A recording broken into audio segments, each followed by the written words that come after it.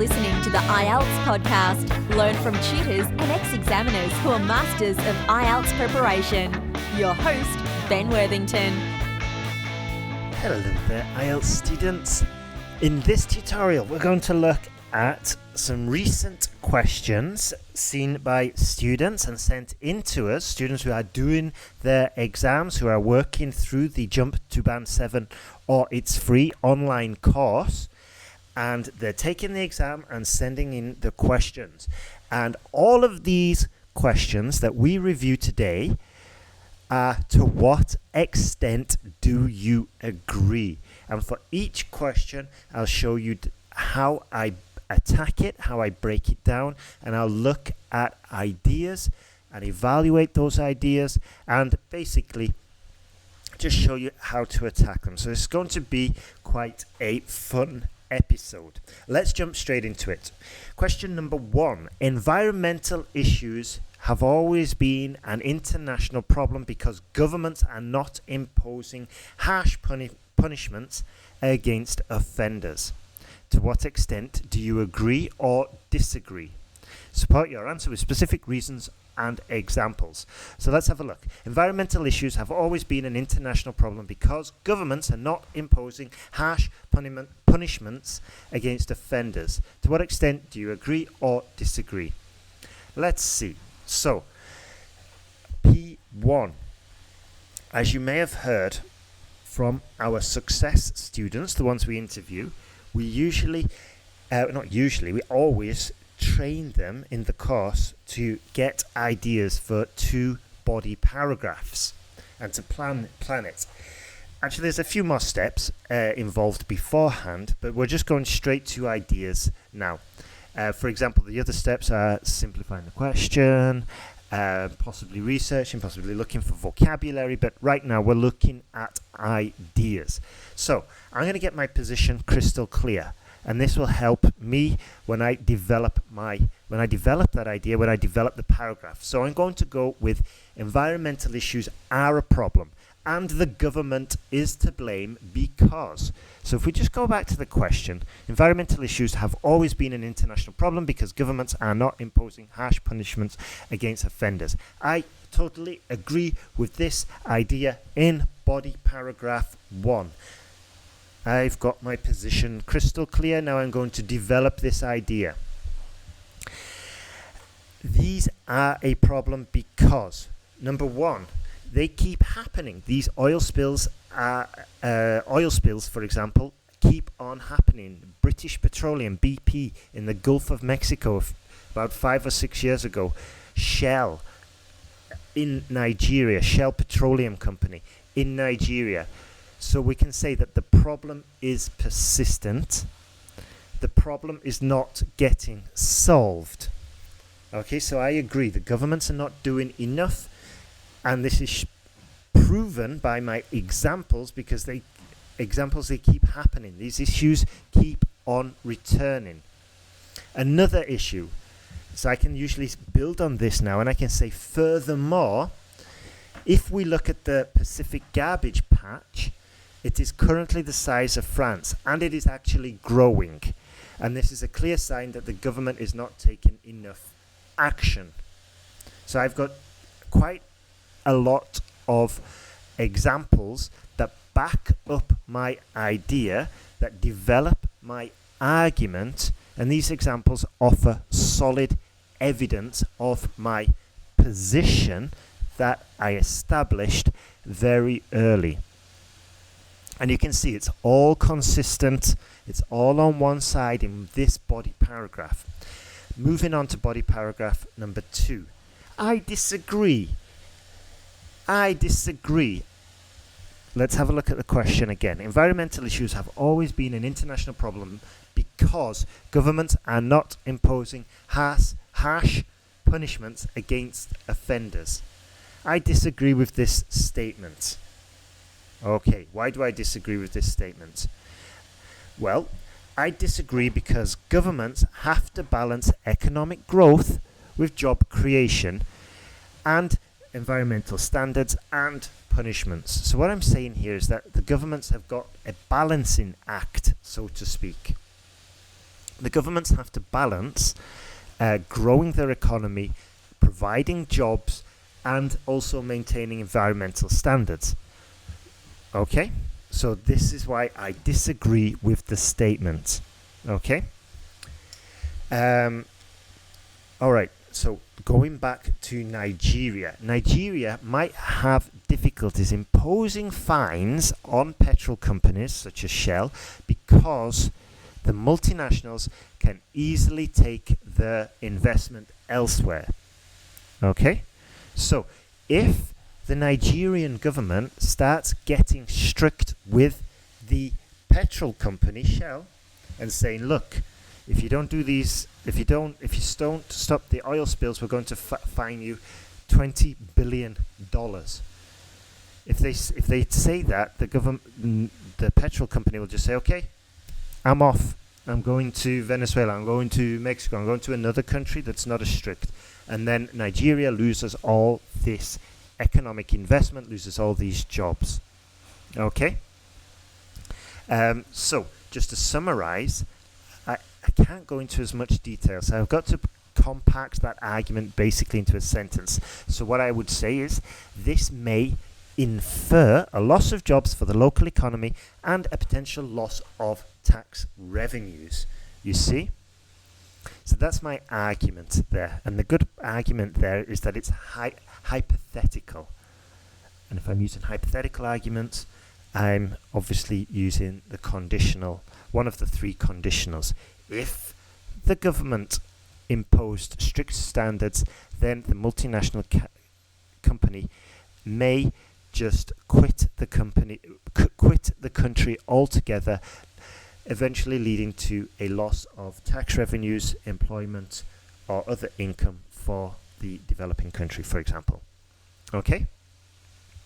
So that's an argument for body paragraph 2. Please note that this is a disagree. I'm disagreeing in this body paragraph. Even though I agreed in my first paragraph. It doesn't matter. I can sort it all out in my conclusion. Okay? Which I will tell you in a second. Second argument within body paragraph 2, and this is still in the same paragraph. I'm not going to start another paragraph. I'll just start with something like, furthermore, consumers can vote with their wallet. If they were concerned about the environment, they would stop buying single-use plastics and stop frequenting the polluting petrol company stations. Now, this may be slightly off topic, but I can use another sentence and just rescue it and bring it back so it's totally coherent. So my rescue sentence here would be something like, therefore, it is not the government's... Let's just have a look at the question. Therefore, it is not the government's... Actually, I'll have to use my therefore sentence to also include the first paragraph, the first argument. So I'll say, therefore, the governments are not only weak when it comes to imposing environmental punishments, therefore, the government is not only weak when it comes to imposing harsh punishments against the company, but also it is the consumers who have to decide not to go to who have to decide not to frequent the companies that commit these offences. Okay, so I might have to just break that up a bit. But what I'm doing is I'm just kind of like saying, look, it's not the government's fault. They've got to balance economic growth, and also it's the consumer's fault. The consumers should stop buying single-use plastics, and they should stop going to the companies that commit all these environmental crimes. So there's a few words there that I highlighted in my notes. Single-use plastics, collocations, frequenting. It's a beautiful word just to say to stop going to. It's much more accurate. It's much more higher level. And also you may have caught the other one, which was infer, which is also very sophisticated. So anyway, just to summarize, body paragraph 1, environmental issues are a problem. The government is to blame because X, Y, Z. body paragraph 2. Governments are not to blame because they've got to balance it with economic growth. Also, consumers are the main culprit here. Now, as you know, 2 body paragraphs, both contradicting each other. What a disaster, some students may think. However, it's not a disaster because in the conclusion, we're going to pull it all together. So we might have something like, I agree that governments in the West should be imposing stricter standards and harsher punishments to protect the environment. Direct answer to the question. I will get full points for task response. However, relying on lesser developed countries is unfair because they need the polluting company revenues much more than the richer countries do. Full stop. To summarize, so they're kind of like just looking at both paragraphs and just giving my opinion. And now I'm pulling it all together. I'm saying, to summarize, harsher penalties are needed because the current regime is too soft and lacks teeth. Beautiful collocations here and idiomatic phrases used perfectly and accurately. The burden to impose these fines should be squarely with the Western richer countries who are less vulnerable to multinational company threats of disinvestment. Look at that. Wow. So I will admit I am not doing this on the fly. I am not winging this. I sat down and I wrote a few notes beforehand, and I strongly recommend you do the same. And in fact, this is one of the tasks we do on our course. We ask the students to go through a stage where they're generating ideas, and this builds your idea generation muscle, because we know a lot of students struggle with generating ideas, and this is why one of our modules in the Jump to Band 7 or It's Free course, one of the modules looks at solving this specific issue. Let's have a look at number 2. Another to what extent do you agree or disagree question. Many people think technological devices such as smartphones, tablets and mobile phones bring more disadvantages than advantages. To what extent do you agree or disagree? What's the first step, Ben? I hear you all asking. Well, the first step is, let's just clarify the question and clarify our position. So position for body paragraph 1. Once again, I'm going to go with a 4 paragraph model. Introduction. I'm not even going to think about that at this stage. Body paragraph, my introduction. Besides, I've got a template and I can follow that. I've got an easy to follow formula, which it's in the course, don't need to mention it now. And you are probably more concerned about how to get ideas, how to organize those ideas into coherent paragraphs. So that's what we're going to focus on. Let's go. So many people think technological devices such as smartphones, tablets and mobile phones bring more disadvantages than advantages. To what extent do you agree or disagree? I totally agree with this phrase for body paragraph 1. And I'm just going to brainstorm ideas here. I totally agree. And by the way, this is a useful tip. Just simplify your position and sort of like get it lucid, get it crystal clear in your mind in a very simplified statement. I totally agree. Totally, by the way, is more spoken English than written English. But for the purpose of direction and clarity in this body paragraph, I'm just going to write it out like this. I totally agree. Modern devices bring more disadvantages than advantages. Bring more disadvantages than advantages. Okay? Now I've got that statement, I can start developing the question with the beautiful word of why. Why do I think this? Well, number 1, they are a complete time sink. Time sink, another useful collocation, topic-specific vocabulary. Time sink means time that has been sunk into an activity and you're never going to retrieve it back. You've lost that time. Mobile phones are But one of the disadvantages of mobile phones are that they are a complete time sink. You lose time. Why do I lose time? Again, why? Well, they are designed to be addictive by manipulating serotonin levels. Okay, for example, games that ask for micropayments and are basically disguising gambling, which we all know is a very addictive activity.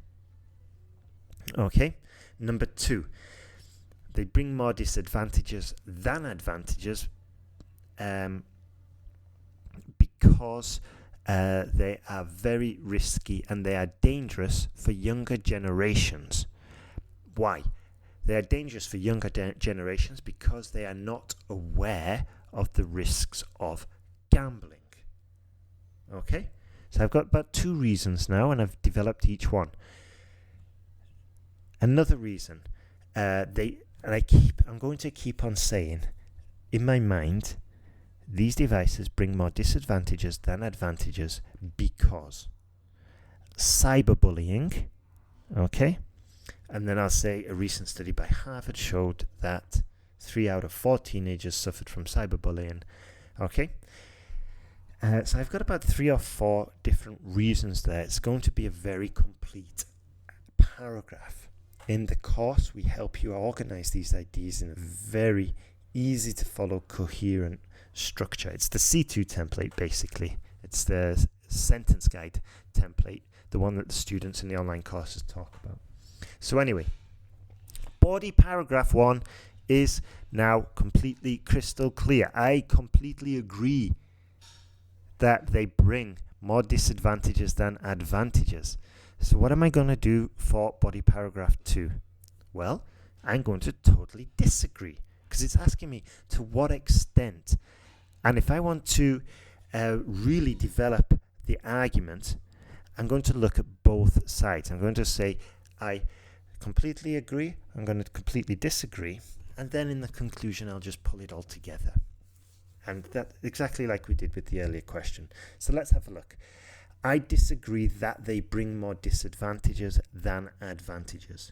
So I'm going to say idea number 1, it is the phones, not the user. All right. And my argument here is that almost everyone has a phone, but hardly anyone has a gambling problem or a game addiction. Okay. Also, I'm going to look at the advantages of having a phone. I'm going to talk about dematerialization. All right. Dematerialization, that's the opposite of materialization.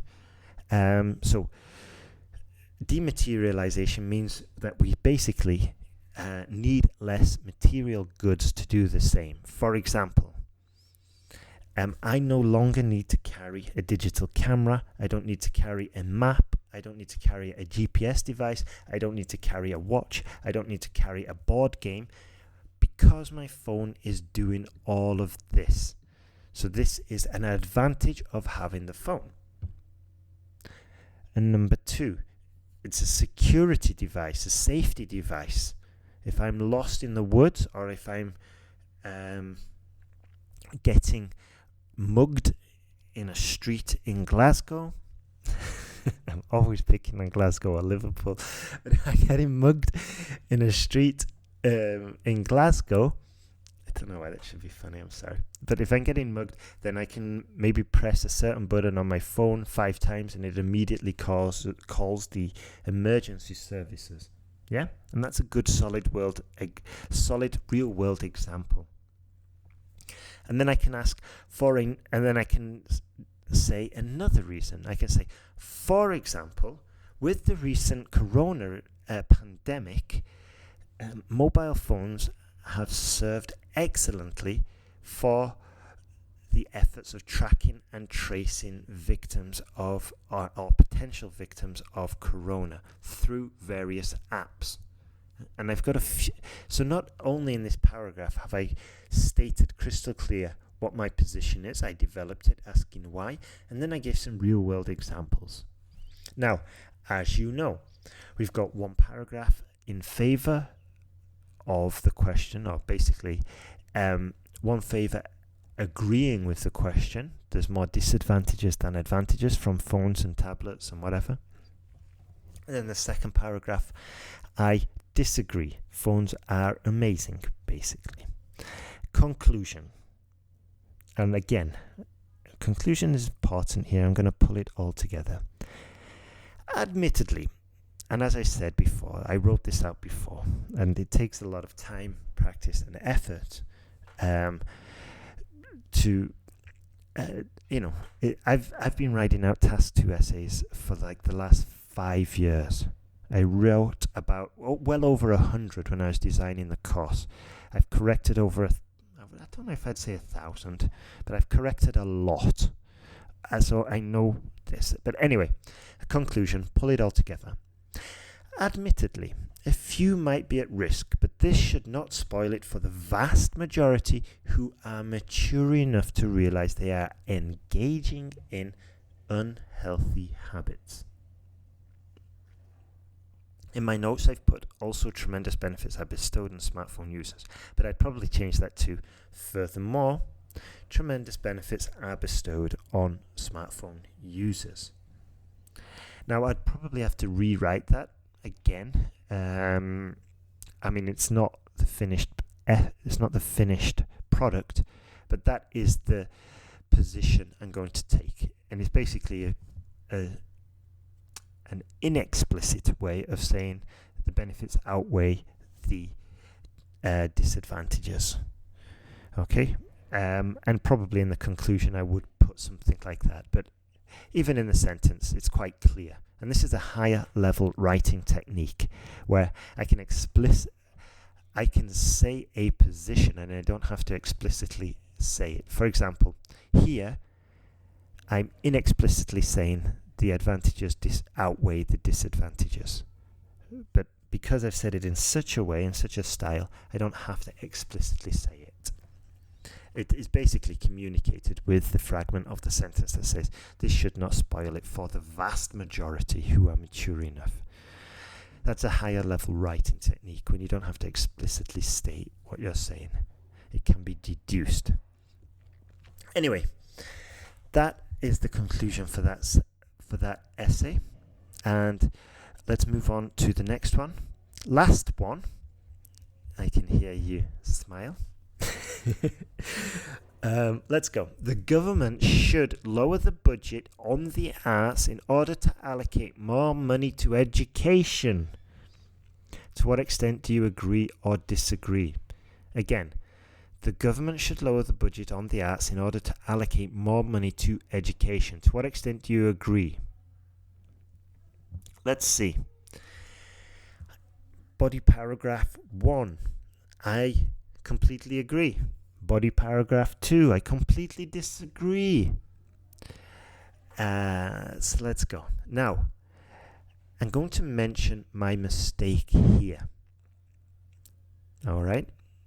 And this is my first idea was I completely agree that the government should lower the budget on arts to allocate more money to education. And I said, yes, the government should lower the budget, especially now because of Corona. Governments need the money to protect their populations and invest in PPE, invest in vaccines, and invest in track and trace apps.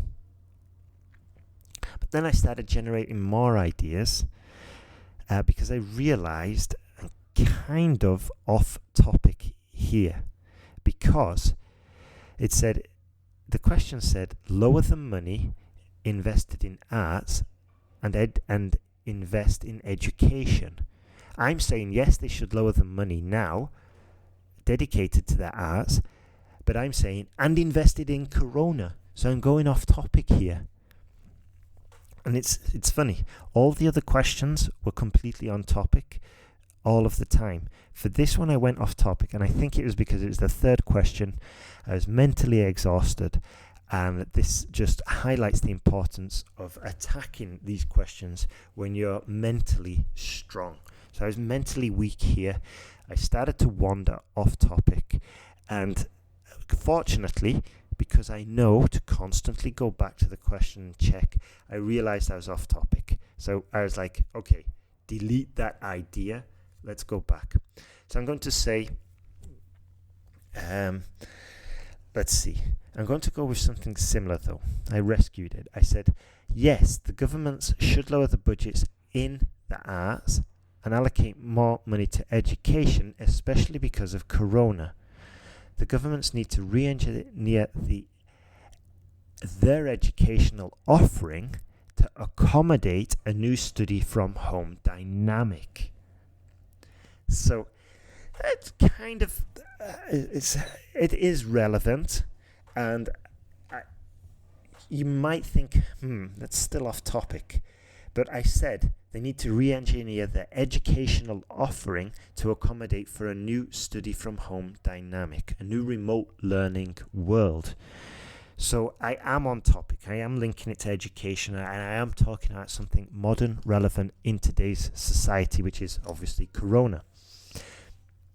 Now, because it is a bit of a stretch, I'm going to just basically give an example. It's totally invented, but it sounds realistic. For example, Holland recently had to divert funds from building a new modern art gallery, brackets, budget in the arts from the question. Holland recently had to divert funds from building a new modern art gallery to investing in educational equipment to enable tutors to teach from home. This included webcams, streaming software, and USB microphones. Failure to divert the funds, or failure to switch, would have put the public in jeopardy. So I've answered the question directly, and I said I completely agree. They should lower the budget on directed, or the budget allocated to the arts because the education system has to change. Recently, right now, the education system has to change to face the new reality of Corona. So even though I did go a little bit off topic, with a little bit of creativity, I can kind of like reorientate my argument more to the question being asked. Body paragraph 2, what am I going to do? I will disagree. I'm going to disagree because I want to look, it's saying to what extent. Okay, so I say yes to, on one hand I do agree, on the other hand I disagree. So I'm kind of on the fence with this. Anyway, let's go. I disagree. The arts are important to society because they inspire the local population. 2, they have, actually I'd probably develop that. They inspire the local population. Ask myself why. Well, they inspire the local population because, for example, creative people, or those who work in the creative arts, such as design, can visit art museums and learn about foreign or new contemporary art movements, and possibly include this in their next design pieces. Number 2, the arts are important to society because they often have a positive ROI. Now, if you've done the course or you've listened to previous podcasts, this is the argument that Maria, I think if I remember correctly, she was Dutch and she wanted to get to Australia, but she always used this argument in all her essays, which was basically the economic argument, which is, it's in the online course, but basically you learn a lot of phrases related to economic arguments, and then you try and orientate your arguments around the economic aspect or the economic point of view so that you can use your phrases. So anyway, the arts are important to society because they often have a positive ROI, a return on investment. For example, a recent study showed the return on investment was 5 times what was invested. So I'd probably rephrase that. These are just ideas at this stage. I would rephrase it. Actually, if I was using the C2 template, I could just drop them in and use the phrases in that template. Anyway, third argument, the arts are important to society because they can boost jobs. For example, a museum in London employs over 200 people in peak season, or at peak season. These arguments are okay. They're not perfect.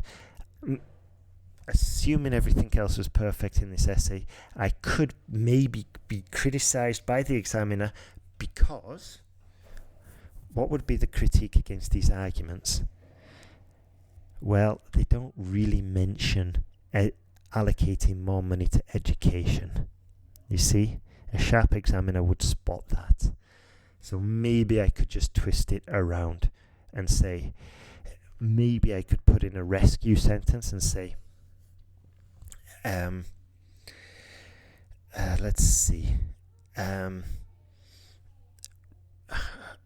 All of the it is therefore clear that governments should not lower the budget on the arts, or should not lower funds dedicated to arts or the arts, because it is clear that investing money in these areas is much more beneficial to society than education. Or I could say, recent studies show that for every dollar invested in education, it performs less than every dollar invested in the arts. This performance is related to social well-being, employment numbers, and jobs in the enrichment of society.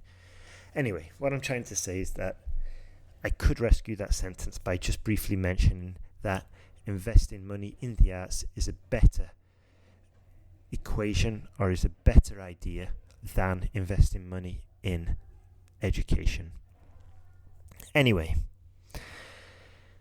conclusion. In emergencies, defund the arts. Otherwise, investment should actually be increased due to the positive impact it has on society, or due to the superior impact it has over education, or due to the superior impact it has on society over investing in education. And again, directly going back to the question. Now, the sharp ones among you may have noted I was using a lot of words from the question. That's okay for explaining it. I mean, the reason I did it was for explanation, so you could follow the progression of my arguments. Also, so that you could, so that you don't forget the actual question. Also, so that you audibly hear me going back again and again to the question. However, if I were writing this up, I would be using synonyms all the time. I don't use them when I'm doing an audio tutorial about this, because I want to just, as I keep saying, remind you I'm going back to the question and staying on topic. However, if I was writing it up, I'd use a lot of synonyms. So that's it from me today. If you're still struggling with this, and maybe you want to test your ideas and get some feedback, because we all know that getting feedback is the fastest way to improve, then please don't hesitate to get in contact with us. We can help you. We love giving feedback on essays. When you sign up to the newsletter, or when you get the app, you'll get special offers for reduced priced essay correction and evaluation, which is what you need to get started. So thank you very much for listening, and remember, we're here to help. We love to help, and you can do this. You just need to keep moving forward and just keep practicing. It's not going to be gifted to you. You're not going to wake up with a band 7. You need to put the work in, put the hours in, write those essays, pen and paper, keep moving. All right, have a great day and good luck.